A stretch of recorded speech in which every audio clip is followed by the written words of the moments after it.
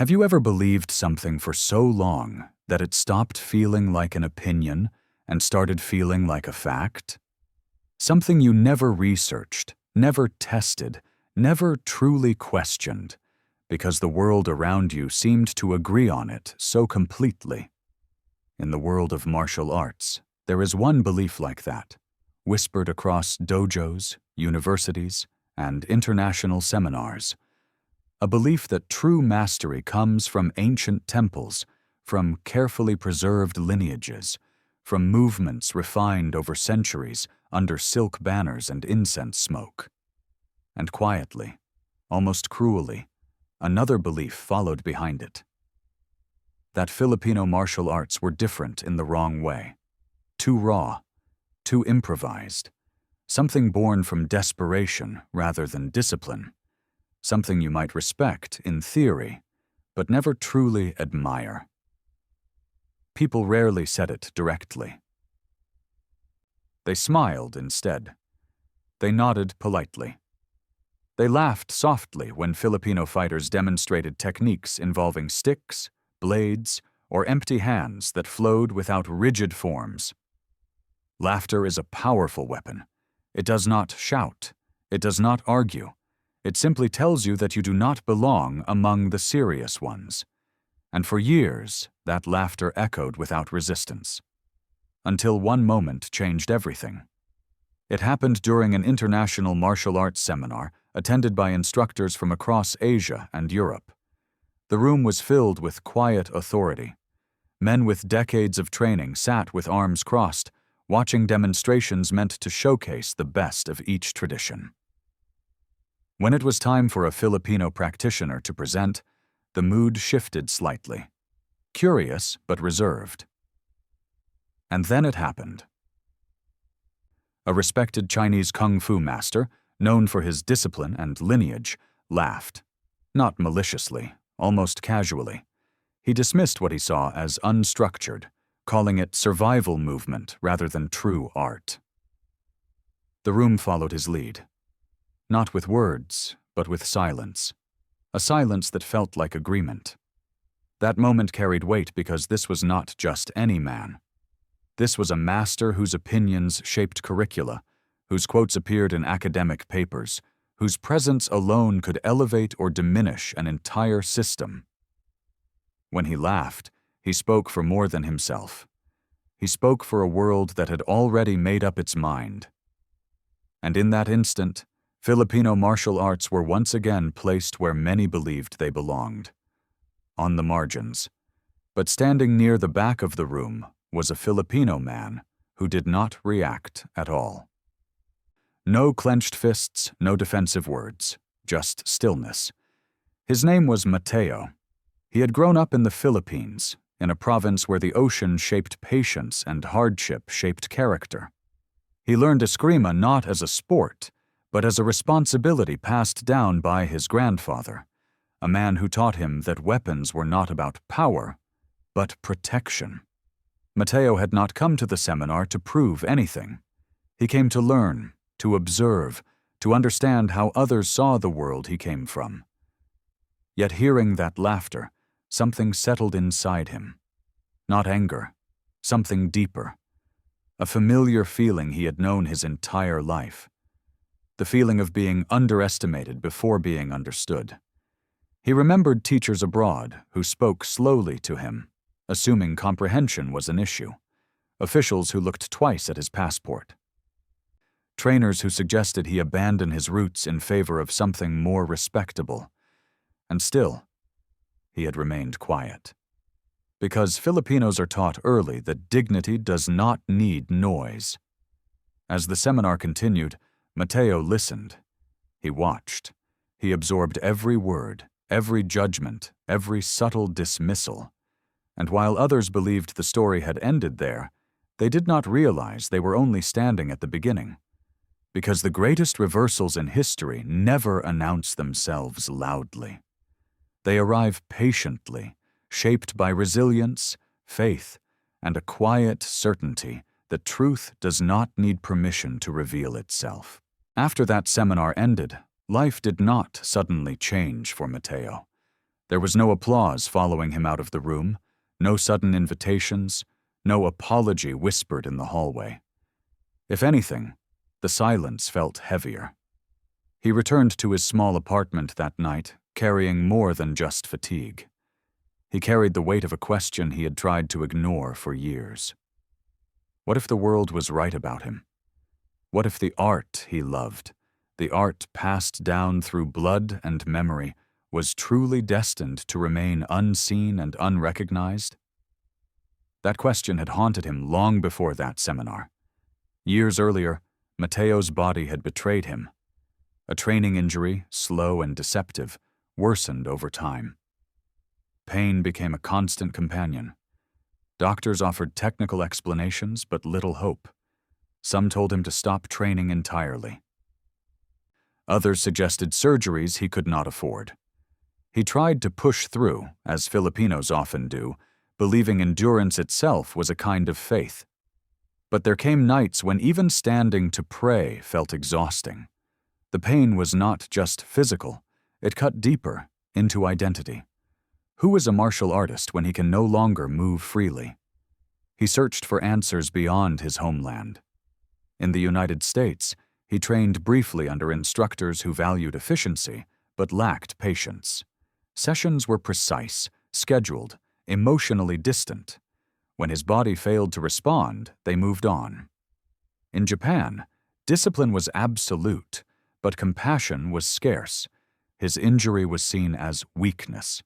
In Europe, he encountered admiration for theory, but little understanding of survival-based movement. Everywhere he went, he felt like an outsider twice over, a foreigner, and a representative of an art few truly understood. With each disappointment, hope thinned. Matteo began to question whether perseverance was wisdom or stubbornness. He stopped calling home as often. He prayed less confidently. The silence inside him grew louder than any laughter he had heard at the seminar. There were moments when he considered letting go entirely, finding ordinary work, blending into a life that asked nothing extraordinary of him. It would have been easier. But ease, he realized, had never shaped the Filipino spirit. What pulled him back was something small, a message from an old training partner back home. No grand advice, just a simple line. Come back. Heal where you belong. Around the same time, a Filipino doctor he met abroad noticed the way Matteo moved and asked where he was trained. When Matteo answered, the doctor smiled softly and said something unexpected. Your body learned to survive before it learned to perform. That is not a flaw. That is wisdom. Those words stayed with him. Slowly, the idea of returning home no longer felt like surrender. It felt like alignment. When Matteo finally arrived in Manila, the city did not welcome him with comfort. It welcomed him with noise, heat, and chaos. But within that chaos, there was familiarity. A therapist who listened before touching. An old instructor who adjusted techniques instead of dismissing them. Training sessions that began not with ego, but with prayer. No one rushed his recovery. No one reduced him to a problem to be solved. In small moments, hope resurfaced. A nurse who encouraged him when progress was slow. A priest who reminded him that healing often begins where pride ends. Students who watched him with respect, not expectation. The Philippines did not promise miracles. It offered something rarer, belonging. And as Matteo slowly regained strength, a quiet anticipation began to grow. Not certainty, not confidence. Just a sense that perhaps the story others had written about him and his art was not the final one after all. There is a moment when a place stops feeling like a location and starts feeling like an answer. For Matteo, that moment did not arrive dramatically. It came quietly, almost unnoticed, on an ordinary afternoon inside a modest training hall in Manila. The walls were worn. The floor bore the marks of countless footwork drills. A small wooden cross hung near the entrance, not as decoration, but as a reminder. Before training began, everyone stood still. Heads bowed, no speeches, no performance, just silence and prayer. Matteo felt something tighten in his chest, not from pain, but from recognition. This was something he had not felt in years. Training in the Philippines was different from anywhere else he had been. There were no mirrors demanding perfection, no obsession with appearance. Movements were taught with purpose, not vanity. Every technique carried a story. This is how your grandfather survived. This is how villages defended themselves. This is how you protect without hatred. The instructors did not speak loudly. They demonstrated slowly, patiently, adjusting angles with a gentleness that surprised him. For the first time since his injury, Matteo did not feel rushed to become what he once was. He was allowed to become something new. Outside the training hall, life continued in its familiar rhythm. Jeepneys roared past. Vendors greeted him as if they had known him for years. In the mornings, he passed churches filled with quiet prayers, whispered by people who carried burdens heavier than his, yet still smiled. In the evenings, students stayed behind after class, asking questions not about how to win, but about responsibility. What do you do when you hurt someone? When do you choose not to fight? These were questions Matteo had never been asked abroad. Slowly, his skepticism softened. He had returned home expecting healing, not revelation. But the Philippines offered both. His body responded not because of advanced equipment, but because of understanding. Therapists listened to his story. Instructors respected his limits. Training partners adjusted without ego. When pain returned, no one told him to quit. They told him to rest, to pray, to trust the process. That patience felt radical. One afternoon, while demonstrating a simple disarm to a group of young students, Matteo caught himself moving without hesitation. Not fast, not aggressively, just fluid, natural. The movement surprised him. He stopped mid-explanation, realizing his body had begun to trust itself again. A student noticed and smiled, as if witnessing something sacred. In that moment, Matteo understood that healing was not about returning to the past. It was about accepting what the journey had reshaped. The contrast with his experiences abroad became impossible to ignore. In other countries, failure had been met with distance. Here, it was met with presence. In places where efficiency mattered most, he had felt disposable. In the Philippines, he felt seen, not as a symbol, not as a representative, simply as a person. That recognition began to change the way he carried himself. His shoulders relaxed, his voice steadied. His prayers grew quieter but stronger. As weeks passed, Matteo began teaching more often, not because he was the best in the room, but because he understood what it meant to struggle. Students listened closely. Some had their own injuries. Others carried family responsibilities far beyond their years. Yet they trained with joy, with laughter, with faith. Watching them, Matteo felt something shift deeply. The art he once feared the world would never respect was alive here, breathing through every generation. He realized then that Filipino martial arts had never needed validation from outside. They survived colonization, war, and poverty because they were rooted in people, not prestige. And standing there, surrounded by humility and resilience, Matteo sensed that the true turning point was not approaching. It was already happening inside him. There is a quiet moment when struggle gives way to surrender, and surrender gives way to transformation. Matteo did not notice it at first. It did not arrive with applause or sudden clarity. It arrived disguised as routine, morning training, afternoon teaching, evening prayers spoken softly, sometimes without words. And yet, something profound was unfolding inside him. The Philippines was no longer a place he had returned to. It was a place that was slowly rebuilding him. He became immersed in the rhythm of Filipino life, not as an observer, but as someone finally moving in harmony with it. Training sessions were no longer about recovery alone. They became exchanges. Older masters shared stories rather than instructions.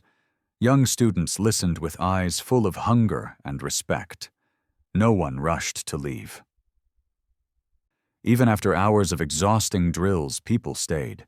They talked, they laughed, they prayed together. Mateo realized that martial arts here were not separated from life. They were woven into it. One evening, after a long session, the power went out. The hall fell into darkness, broken only by the distant sound of traffic and the glow of candles lit by instinct. No one complained. Someone began to pray quietly. Others joined. Mateo stood there, sweat cooling on his skin, surrounded by silhouettes of people who had endured far more hardship than he ever had. And yet they stood calmly, peacefully. In that darkness, he felt something shift completely. This was not resilience born from pride. This was resilience born from faith.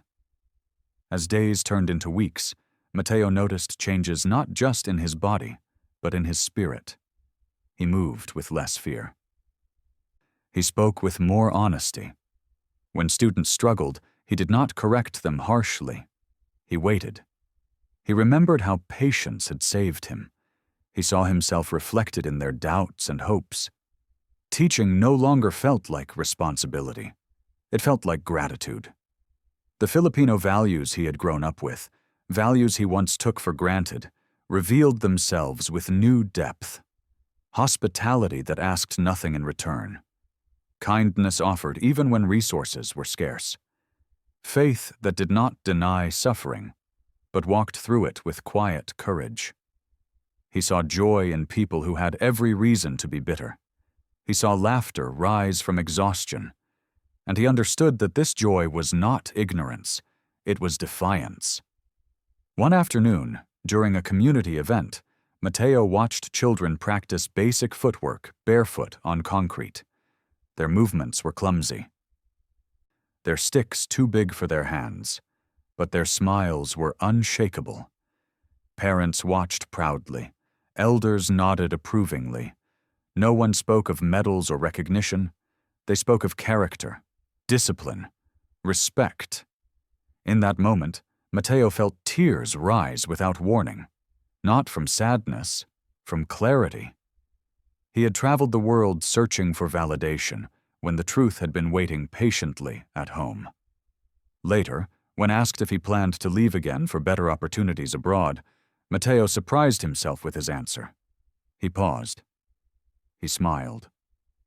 And he said he did not feel the need to go anywhere else. The words felt heavier than he expected. Not because they were dramatic, but because they were true. The Philippines had given him something no institution, no title, no foreign recognition ever had. It had given him belonging. The emotional peak came quietly on an ordinary day. After class, a student approached him and said simply, "Thank you for staying." Mateo felt his chest tighten. Not because he had been thanked before, but because this gratitude was not for what he taught. It was for who he chose to be. In that moment, he understood something that would stay with him forever. The Philippines did not just preserve martial arts. It preserved humanity. And once you are restored by that kind of grace, you are never the same again. There are journeys that end with applause, and there are journeys that end with quiet certainty. Mateo's journey belonged to the second kind. Nothing dramatic announced its conclusion, no headlines, no trophies lifted above his head. Instead, it revealed itself slowly, in the way he woke each morning without resentment, in the way his body moved without fear, and in the way his heart felt anchored rather than restless.